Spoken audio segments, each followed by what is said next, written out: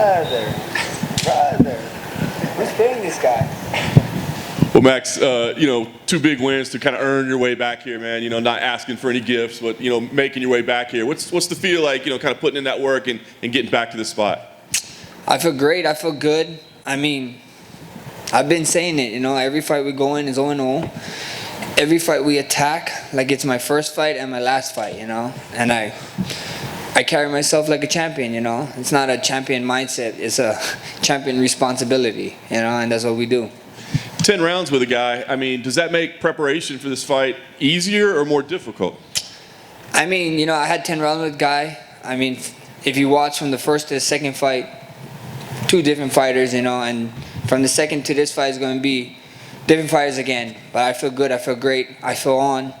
I got to spend 15 minutes with this guy, 10 rounds with this guy. I've been saying it all week, man. You guys be blessed if we go above 3. I can't wait. I mean, you've been in nothing but big fights for years now, right? But I mean, the circumstances around this one, the trilogy, kind of what's at stake. I mean, does this feel like a different moment for you, or a more important moment than maybe some of your other fights? This legacy is a legacy fight, 100%. As you said, you guys all know what pound for pound ranking he is. You guys know what pound for pound ranking I am, and we're on the higher end of the pound for pound ranks, and these don't happen in the past decade, I mean, it did only once come to mind, and that's DC and Jones. So this is a legacy fight. This is huge in every way. To be honest, I really, like people calling us the main event of this card, and that's saying a lot. That's saying a lot about this fight. So that's what it is. Does this have to be a finish? I mean, given how close the other fights were and how the judges kind of broke your heart a little bit, I mean, do you feel like I gotta finish this fight? We see what happens, at the end of the day, it is what it was. You don't cry over spilt milk, like you said. The first 2 fights, even the second fight, Dana White said what he said. About half of the UFC roster said what they said. So at the end of the day, I wasn't trying to add no fuel to the fire. You let it go, you move on, and we did what we did. We're here now. Nice. Last thing for me, I know you got to focus on Saturday night and getting that win, but where does this rivalry go? I mean, do we go 4? Do we go 5? Like, what has to do to put an end to this? We see what happens, First things first is getting the job done on Saturday. My name ain't Dana White, as you know. It ain't Sean Shelby, McMahon, Hunter Campbell. I don't meet with these guys on Tuesdays, so that's their job. I'm no matchmaker. I'm a fighter. Whatever they want to do, we want to do. There's a lot of history in a weight class above me that I have, and I got a history with the guy who I consider stood the champ there. I'm a shortlist for Conor, and there's a bunch of dream matchups that fans want to see at 55 for me. So we see what happens. But first thing first, Alex got my full attention, and I can't wait to go out there and show the world why I'm one of the best to ever do this and to ever be in this game. Max, back here to your left. There's been a lot of talk about fire, like Khabib Nurmagomedov saying he thinks Volkanovski has more fire than you heading into that. Yeah. What do you think he means by that? Because you seem pretty fired up right now, and you've certainly shown a lot of fire in your last 2 performances. I mean, what I think Khabib means, I think Alex should be happy. He got a fan watching his cooking shows. That's probably the fire he's talking about, So at the end of the day, I'm playing video games, so I guess you can't really see the fire. I mean, I scream when my guys and my teammates screw up or when I screw up, and that's pretty fire to me. But Khabib actually probably sees literally fire on the grill that Alex is using to cook, so that's probably where it got from. Personally, I feel that your second fight with Alex is one of the most criminally underrated fights of all time. Just what you were able to learn from the first fight, what he was able to learn from the first fight, and vice versa. I know you like to separate yourself from the sport a little bit, but have you gone back recently and watched that second fight? And if so, what stands out to you about it? Not recently, but I did watch it. I sat with my team and we watched it together, and we just broke down. It was 2 different guys, and you saw 2 guys in there grow from the first fight, and then you saw 2 guys in there grow during the fight, which is pretty good. When you're at this level, you're at this high level, that's what you got to do to separate yourself from the pack. Last thing for me, and this might be the most important question of all, where are we at with the Floral shorts? Are we making any headway on that? With the Floral shorts, I checked in yesterday. I didn't have no Floral shorts, but don't worry, guys. I got all you guys. ShopMaxHolloway.com. We have our own Floral shorts that we dropped. I better see all you guys in them. Thank you. Max, just a couple here. Keep my hand nice and high. You're a very relaxed person, but going into that Calvin Kattar fight, you were literally yelling at not just him, but everyone cage side that you were the best boxer. It was a different kind of energy I felt than like the Brian Ortega fight where you'd put up his gloves and teach him how to box. How much emotion were you carrying into that fight from the second Volkanovski fight? None, zero. Okay. I mean, all that emotion was from that fight. You know, you're only as good as your last fight. A lot of people forgot about, like, you only get judged off your last fight. So, you know, it is what it is. Kattar was new blood. He was older than me. He's calling me a freshman. You know what I mean? He said, people was saying, toting that he was the best boxer in UFC. And there's level to this game, you know, and I wanted to show it, you know, and I went out there and I did. And I believe with the Kattar fight, I think so we had some fans. We had some fans in attendance, so that fired me up a little bit, you know. So you think I was screaming then, you know, wait Saturday night. It would be, this is the 9th island. A bunch of Hawaiians it's gonna be a Hawaiian pro crowd in there. It's gonna be insane. I would be surprised if people stay after my fight for that main event, because it's gonna be so pro Hawaiian. It's gonna be ridiculous.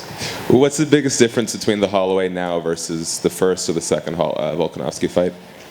I'd whoop both of their asses, you know, like plain and simple. You know, you get better. You need to get better in this game. If you stay the same, you do the same stuff, then you're not gonna grow in anything you do. You know, even what you guys do. You know, so I'm way better. I feel better. I feel great.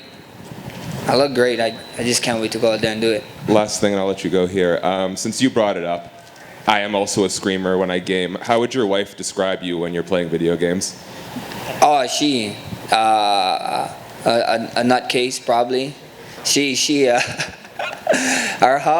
hears me, you know. She hears me to the walls. I'm pounding my feet. I'm on the 2nd floor of the house, so like pounding my feet and screaming. So it's good fun, you know. I'm a competitive man, and I just want to win. So, you know, when I don't win or something, or I do a stupid play, I'm like screaming at myself.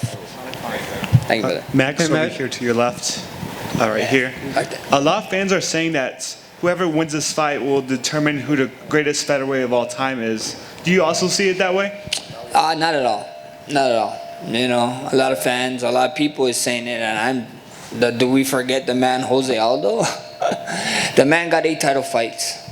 I got 8 title wins, actually. I have 5 title wins. And until somebody can beat his records as a champion, you know, with the 8 title wins, then they can consider themselves the GOAT in featherweight, you know. So I got 5 to be here against Alex to get my 6th title win. That's just a cherry on top, man. With fans and everything, it's going to be amazing.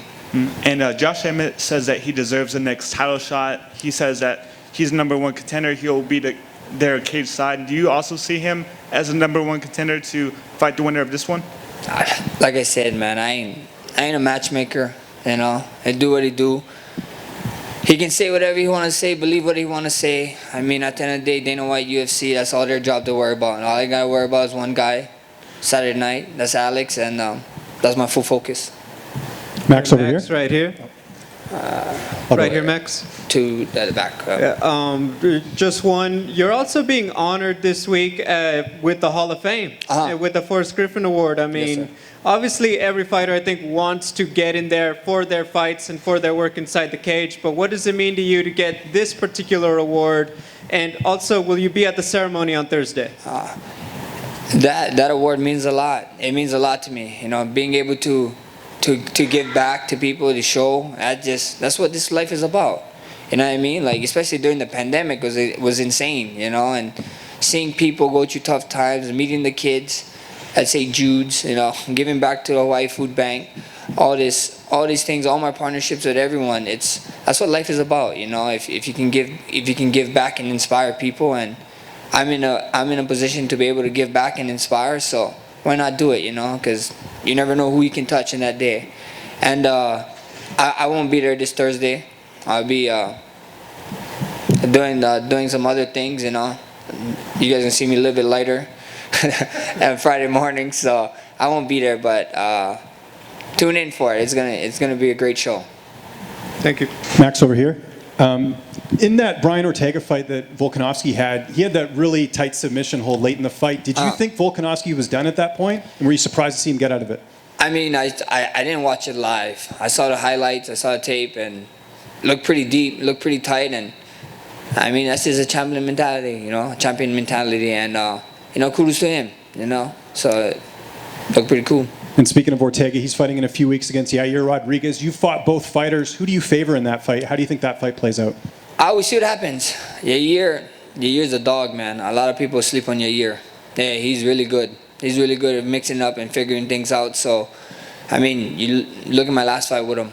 Was one of the a great fight actually, and not only our division and all of the UFC, I think. So, I think he's an amazing fighter. I think Brian is amazing. I think it'd be an action-packed fight, and made it better than win. And someone you almost fought, Khabib Nurmagomedov, is going into the Hall of Fame. Where do you rank him on the greatest of all time list from your perspective? Because obviously he never lost, but maybe didn't have the title defenses as some of the other names. I mean, I don't know. You know, that's not my job to rank. And congrats to Khabib, you know, being in the Hall of Fame. And I don't know the rankings, you know. Like I have favorite fighters, you know, and GSP and Anderson Silva is like 1 and 2, you know, so they're like right there. So after that, I couldn't tell you. Thanks. Max, right here. Just curious off the back of your comments about Aldo still being the GOAT.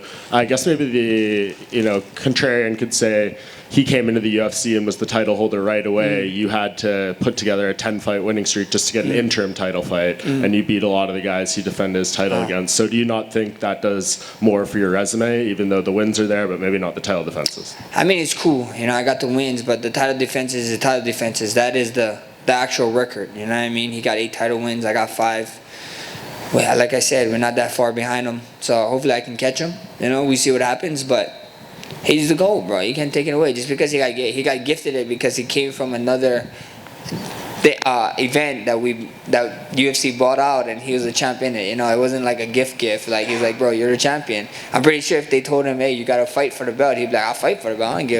That's just the kind of guy Aldo is. You know, he's a stand-up guy, hard worker, hard fighter, and the GOAT. And just your thoughts on receiving that USADA jacket and kind of what the importance of representing yourself as a clean athlete means. I mean, it means a lot. You know, it means a lot. It means a lot getting the 50. I want to get the 100 times.